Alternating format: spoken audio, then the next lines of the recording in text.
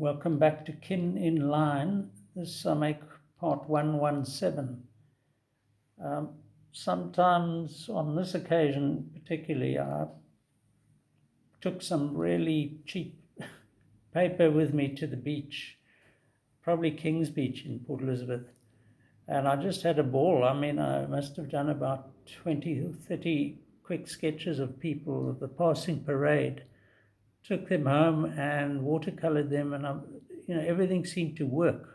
I like the watercolors too because I seem to have had a nice palette of colors. But look at the figures in the background there. I particularly like that. You just churn out what comes. I don't know, it's a natural sort of process. And there's even a yacht, the sail of some sort of Hobie cat or whatever, and this woman in her deck chair. So these things are on very thin, translucent almost paper, almost like tracing paper.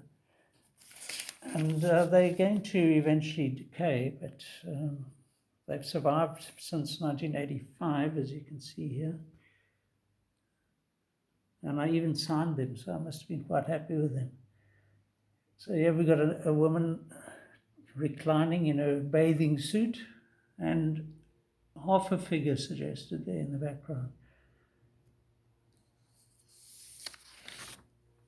I really had a field day on this occasion. I mean, everything just worked. Woman with child, I mean, this she would have swept past, walking past, and I just managed to get her in motion. Just about all these were done of people actually just passing. As I lay there in the sand,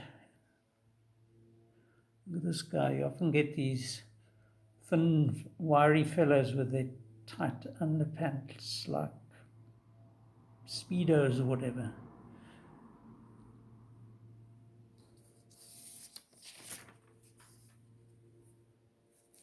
And,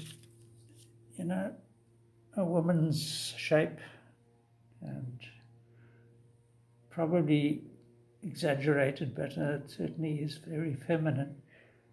And then blasts of color just to encompass this figure and give it some substance.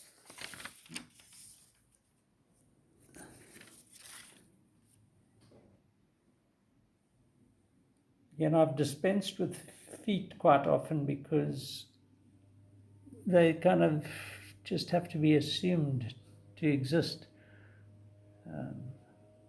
But again,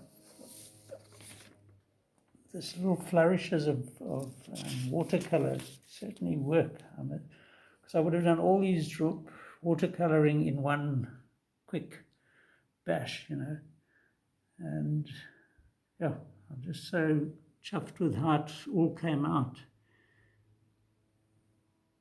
And look at the line work there. I mean, you just don't get that in photographs somehow.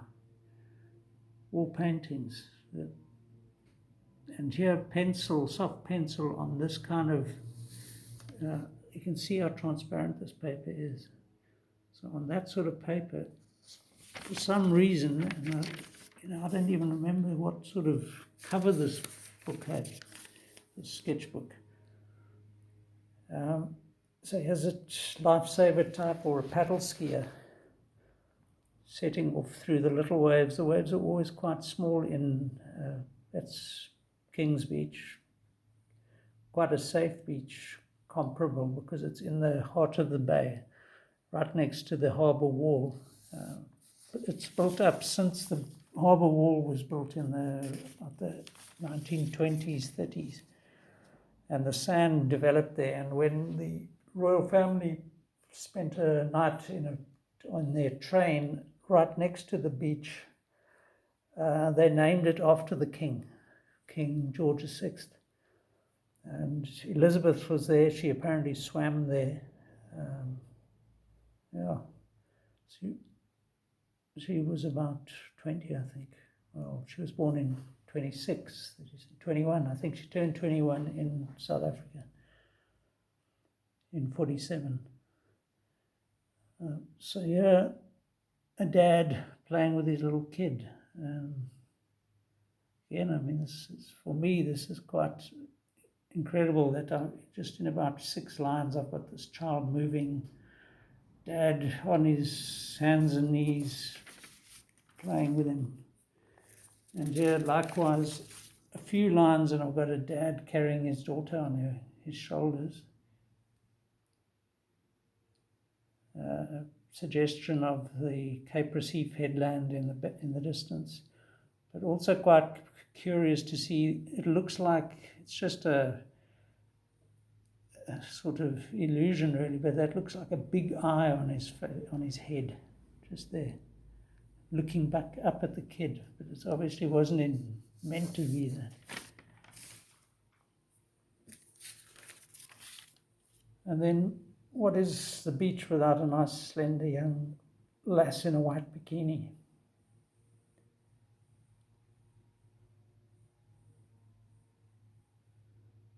I remember Jack Logue telling us, with watercolours, you need to always leave areas of white.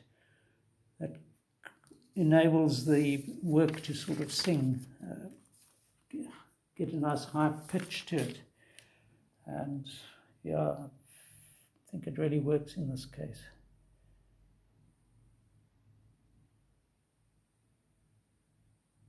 And I actually enjoy the quality of watercolour that isn't on watercolour paper. I find watercolour paper quite pretentious, really. I know this isn't going to last and it's wrinkled and all that, but the quality of colour is actually, it's not absorbed and sort of flattened. It's very alive and vibrant. And look at this guy's face and that chest, that rib cage. And we won't mention the unmentionable tiny speedo. That won't be mentioned in this. So here we got a chap tied around his neck, just walking past, and you just look at that foot there. It's almost, you can almost see the sense of movement as he goes along. And I like the way I've included a ship in the background. Just a suggestion, that horizon. And then you get these types of guys on the beach, usually shorties, but very, very confident, full of themselves. And this guy's got huge shoulders. But again, it's just a few lines and he's suggested.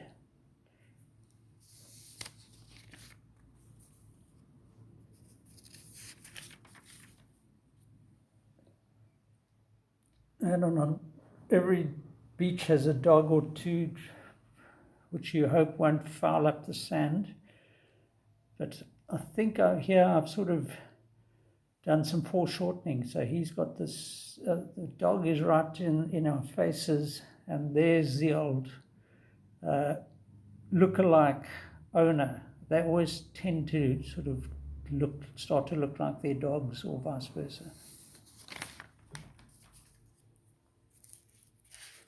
And here we got another grandstanding man.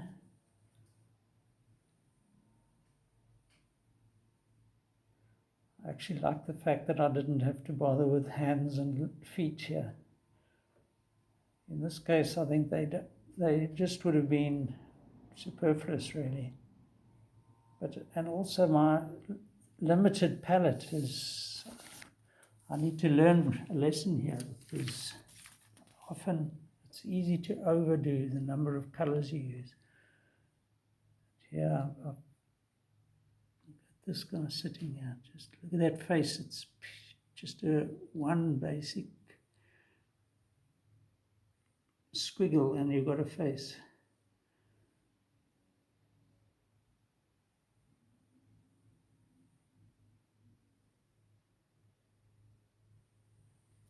And this woman with her tiny little buttocks.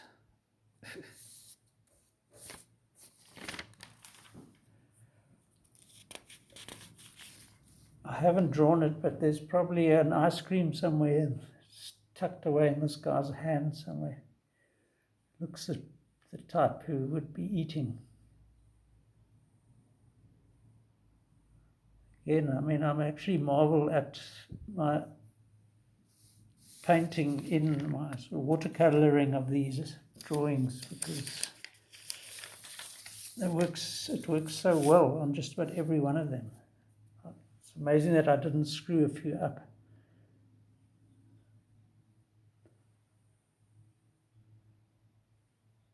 Yeah, look at this guy's chest. It's like a peacock or a bantam. Yeah, that's what he is. A little bantamweight. Big, thick glasses. I do think these are some of my best drawings, just because aesthetically they're just so pleasing to me. This guy's, stomachs tend to just jut out in some men.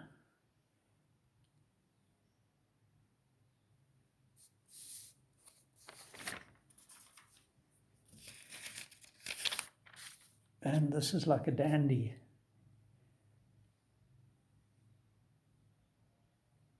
Like the fact that his head is not quite nestled properly on his shoulders, it's far to the left. The towel's sort of strapped around, but it does give a sense that he's turning to look around to the right.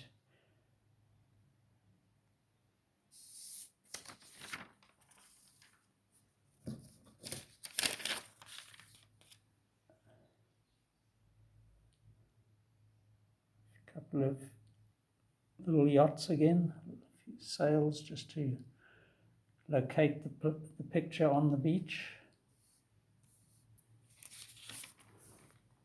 I think this is the last of this batch of beach drawings, probably the least successful, but the start of a man's profile and a little child running across the sand. Then in the same bunch, I had these two from my time when I visited Graaff-Reinet, and we went to a place that had been set up by the Rupert Foundation for weaving, basically. People would weave on these devices, looms, I guess. So you can see there's activity going in those hands. And here is said loom. I think it's called a loom.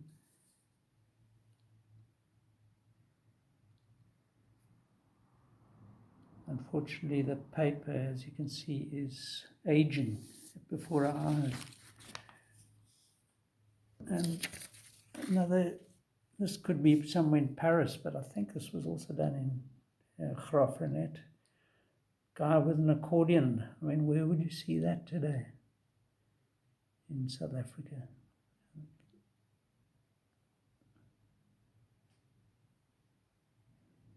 Yeah, so I'll leave it at that for now. Cheers.